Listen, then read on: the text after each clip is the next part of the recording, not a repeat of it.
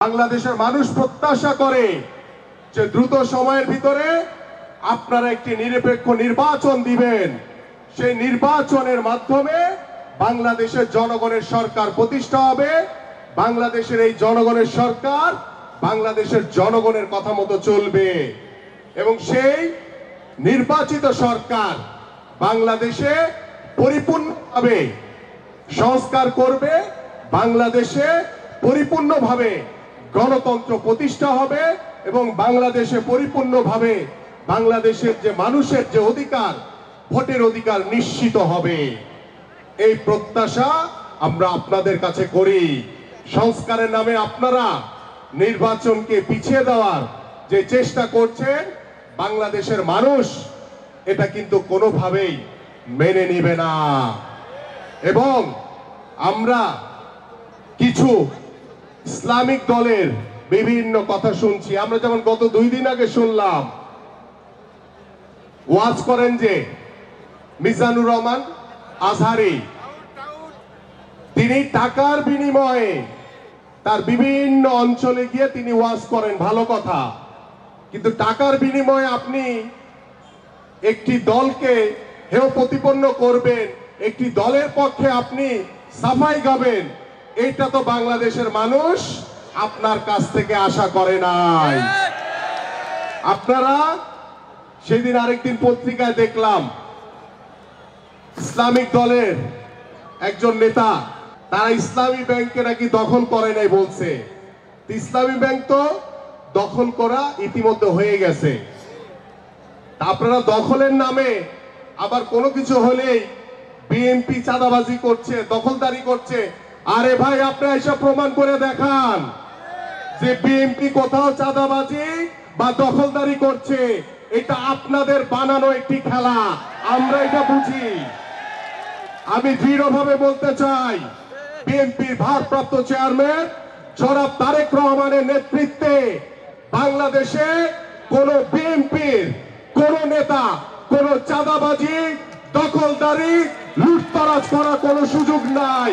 যদি করে, আমি আমিনুল না, বাংলাদেশের বহু মানুষ আছে এই রকম যারা এই ধরনের কার্যক্রমের সাথে জড়িত থাকবে। বাংলাদেশের জনগণের যে প্রত্যাশা, যে চাওয়া, আমরা সেটা মাথা পেতে নিব। তাই আসুন, এই মিথ্যাচার এবং এই ইসলামিক দল তারা কি বলেছিল 5ই আগস্টের পরে আওয়ামী লীগকে নাকি তারা মাফ করে দিছে। আরে ভাই, গত 17 বছর ধরে আপনাদের উপরে কম জুলুম নির্যাতন করে নাই। বাংলাদেশের মানুষের উপরে কম জুলুম নির্যাতন হয় নাই। বাংলাদেশ জাতীয়তাবাদী দলের সকল নেতৃবৃন্দের উপরে যেভাবে জুলুম নির্যাতন হয়েছে, আমরা রিমান্ড খেটেছি, আমরা জেল কেটেছি, আমরা বুঝি কি কষ্টে ছিলাম আমরা। আপনারা বুঝবেন না। আজকে কথায় কথায় বিএনপির নামে চাঁদাবাজি, লুটতরাজের কথা বলছেন, এটা বানানো, এটা ফেক। আপনারা কোথাও প্রমাণ করতে পারবেন না। এবং আমরা কিছু কিছু জায়গায়, আপনারা ইতিমধ্যে অবগত আছেন, আমাদের বাংলাদেশে এখন কিন্তু আওয়ামী লীগ আর নাই, সবাই বিএনপি হয়ে গেছে। বিএনপি হয়ে গেছে না সবাই? কেউ বলে যে ভাই আমি আওয়ামী লীগ করি? বলে না, সবাই বিএনপি হয়ে গেছে। ওই নব্য বিএনপি কিছু কিছু জায়গায় চাঁদাবাজি করছে, লুটতরাজ করছে। দোষ দিচ্ছে কাদের?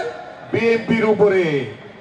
আরে ভাই, বিএনপির জন্মটা দেখেন না কিভাবে হয়েছে। শহীদ রাষ্ট্রপতি জিয়াউর রহমান, তিনি মাত্র 4 বছর স্বল্প সময় বাংলাদেশের দায়িত্ব ভার গ্রহণ করেছিলেন। সেই স্বল্প সময়ের ভিতরে তিনি বাংলাদেশের যে ভিত্তিপ্রস্তর স্থাপন করে দিয়ে গিয়েছিলেন, আপনাদের সকলের নলেজেই, আপনাদের জ্ঞানে সকলেরই আছে এটি। এবং আমাদের প্রিয় নেত্রী, দেশনেত্রী বেগম খালেদা জিয়া আবার স্বৈরাচার এরশাদের বিরুদ্ধে দীর্ঘ 9 বছর আন্দোলন সংগ্রাম করে বাংলাদেশে আবারও গণতন্ত্র পুনঃপ্রতিষ্ঠা করেছিলেন। একবার করেছিলেন আমাদের 1971 সালের পরে, যখন বাংলাদেশে বাকশালী কায়েম হয়েছিল, তখন শহীদ রাষ্ট্রপতি জিয়াউর রহমান বাংলাদেশে বহুদলীয় গণতন্ত্রের প্রবর্তন করেছিলেন। পরবর্তীতে স্বৈরাচার এরশাদের বিরুদ্ধে দীর্ঘ 9 বছর আন্দোলন করে আমাদের প্রিয় নেত্রী দেশনেত্রী বেগম খালেদা জিয়া বাংলাদেশে আবারও গণতন্ত্র পুনঃপ্রতিষ্ঠা করেছিলেন। এবং 1/11 এর পরে আমরা দেখেছি বাংলাদেশের রাষ্ট্রীয় ক্ষমতাকে এই আওয়ামী সরকার, ফ্যাসিস্ট সরকার কুক্ষিগত করে রাখার জন্য বাংলাদেশের সংবিধান থেকে তত্ত্বাবধায়ক সরকারটি বাতিল করে দিয়েছে। আওয়ামী লীগের প্রেতাত্মারা, আওয়ামী লীগের ষড়যন্ত্রকারীরা এবং বিভিন্ন সংবাদ মাধ্যমে যারা আওয়ামী লীগের প্রেতাত্মারা বসে আছেন তাদেরকে নির্মূল করেন, তাদেরকে আইনের আওতায় এনে তাদের বিচার করেন। না হলে বাংলাদেশের সাধারণ মানুষ, এই বাঙালি জাতি কখনোই আমাদের কাউকে ক্ষমা করবে না।